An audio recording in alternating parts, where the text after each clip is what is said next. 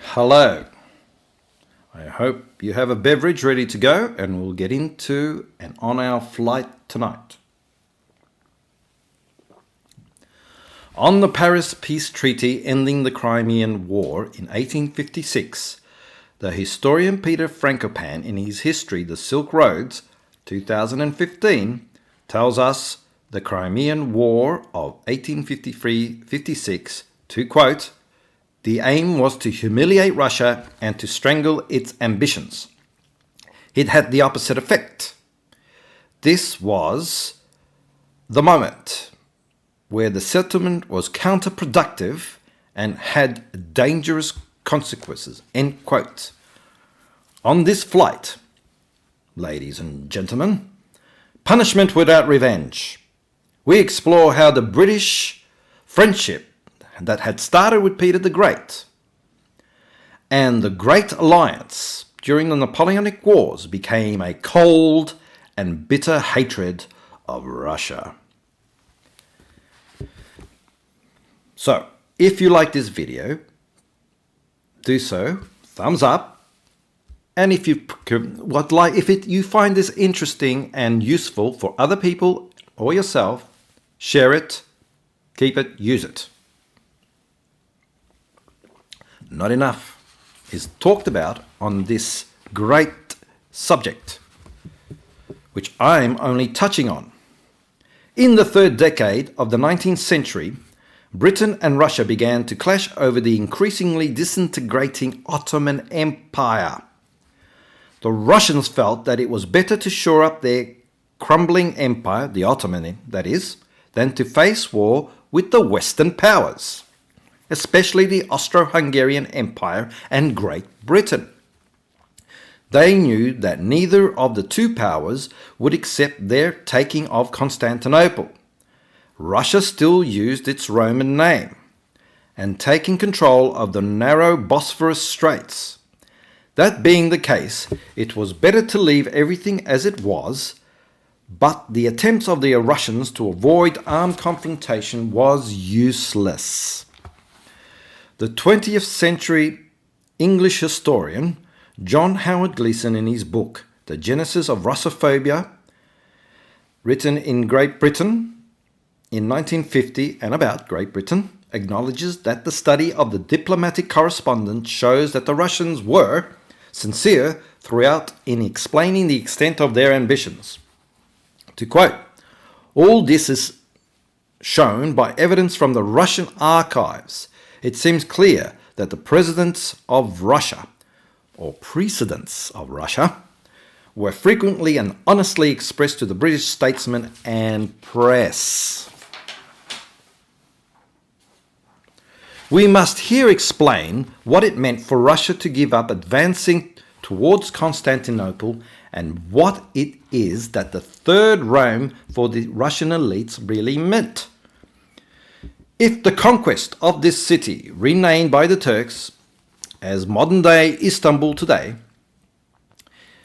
its conquest in 1453 was traumatic for the West, it was much more so for Eastern Europe or Orthodox Christianity in general. The Russians had received their Christian faith from Byzantium and had a great spiritual and emotional bond with the city. The idea of the Third Rome was planted by by Constantine the Great, who was the one who moved the capital of the Roman Empire to Constantinople, which he called New Rome. It was only after he died that it was renamed Constantinople. And why is it called Byzantium? Because before New Rome, it was the Greek city of Byzantium, port city on the Bosphorus. But I digress. There is therefore a first Rome on the Italic Peninsula, classic Rome, and a second Rome on the Bosphorus, Byzantium Rome, if you like. After the fall of Constantinople in 1453, the idea that Moscow was the Third Rome soon took root amongst the Russian elite. There is a dynastic legitimacy to this idea. It has to be said that the Ottomans also claimed the title that they were the Third Rome. And they have a saying, First Rome was pagan, the Second Rome was Christian, the Third Rome was Mohammedan, and it was Istanbul. The Grand Duke of Moscow, Ivan III, was married to Sophia Paleologos, the niece, blood niece, of the last emperor. Sophia's paternal uncle was the last Byzantine emperor Constantine XI, Paleologos, who reigned between 1449 and 1453.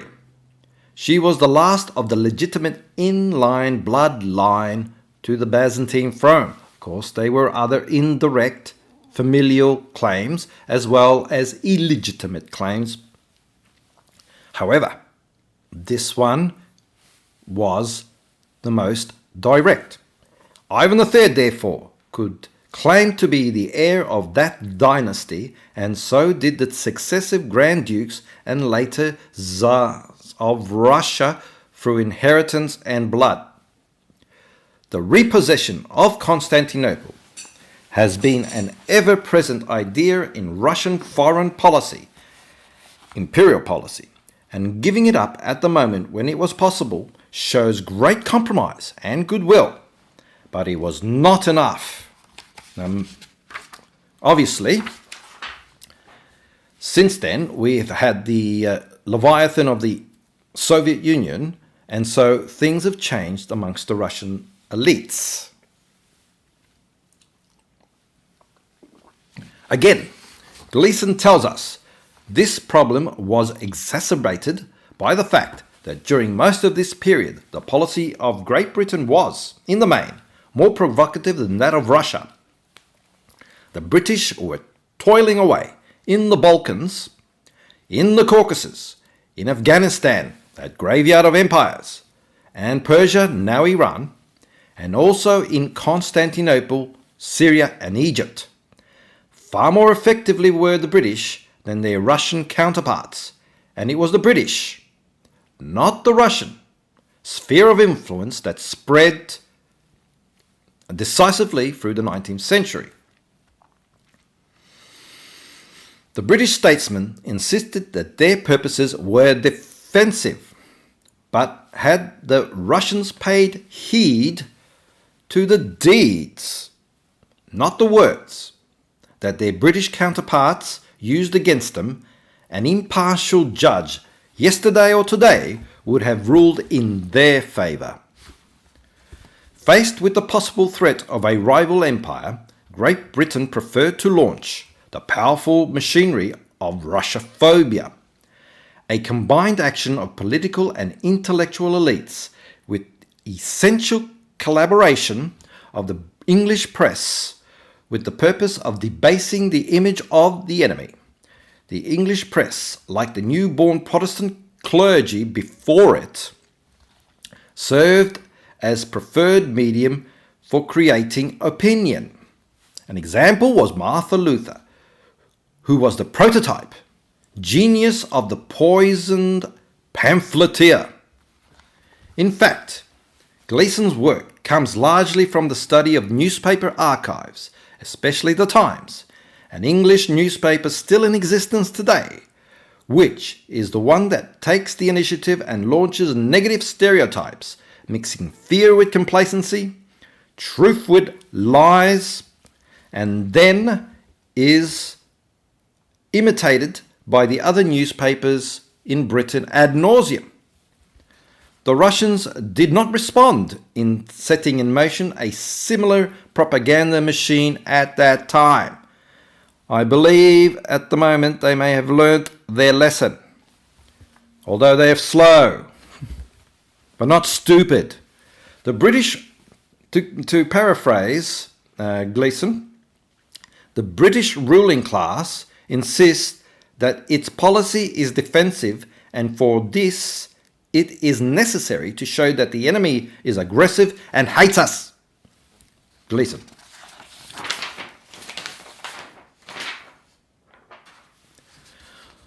On October the 18th in 1839, the Morning Herald, again in Britain, repeating the slogan of the times, opened its front page article with this sentence, and I quote, "The policy of Russia has long been impregnated with the spirit of deadly hostility to England." The making of a Russophobe, David Urquhart, The Formative Years 1825-1835. And this was included by Margaret Lamb, who published this in an article online on the 1st of December 2010 in the International History Review in Britain. Margaret Lamb explains, to quote, "So intense was this feeling that it was much more than the usual dislike of all that was strange and foreign. This came from vulgar pamphlets about Russia. One of the great makers of public opinion was David Urquhart, who was born in 1805 and died in 1877, was a Scottish diplomat, writer and politician, serving as a Member of Parliament between 1847 and 1852. His pamphlet, entitled England, France, Russia and Turkey, was a great success. Urquhart directed several newspapers, one of them called Portfolio, popularized some images about Russia that had a great impact and are still being used today. Perhaps the best known is that of a ferocious bear stretching out its terrible claws over different places of the European map, which became frequent in English newspapers. John Le Carré uses many of these elements and symbols and images many times in his novel. And this image of the bear conquering the world or conquering Europe is still used even in the conflict today. Who is John Le Carré? He's a pseudonym of David John Moore Cornwell, born 1931 and died in 2020. And he was obviously in England. English writer of suspenseful, realistic spy novels based on a wide knowledge of international espionage. Now, he's very famous because many films and books have been, TV has been a miniseries. He was created based on his stories. And in fact, these films I have seen myself. They're very entertaining. I recommend them as an entertainment. However, they do have a streak of Russophobia in them. Which ones shall I direct you to? Here's examples. The Russia House, 1989. The film, that was the book. The film, 1990. Great success. Tinker, Tailor, Soldier, Spy, 1974 book. Major television miniseries in 1979. And then a film was made in 2011.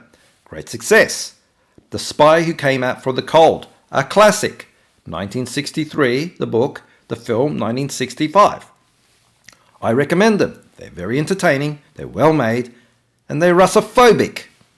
The stereotype of the drunken, ignorant, barbaric, and fiercely aggressive Russian spread throughout the European press and became omnipresent in the countries that fought in the Crimean War, and even in those that did not, such as the Netherlands.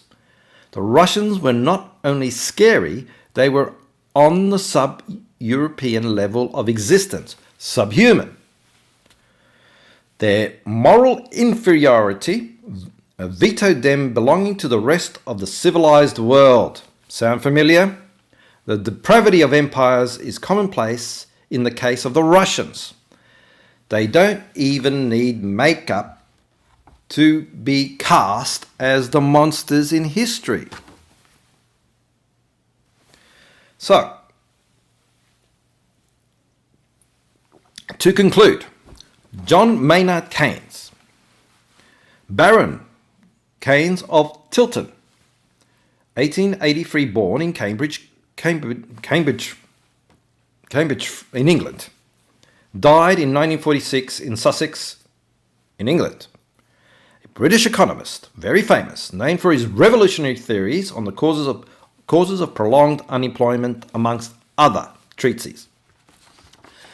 Keynes went so far as to write that Bolshevik violence, and this we're talking now World War I, was, to the quote, the fruit of some bestialness in the Russian nature, bestialness, mixed with cruelty and stupidity.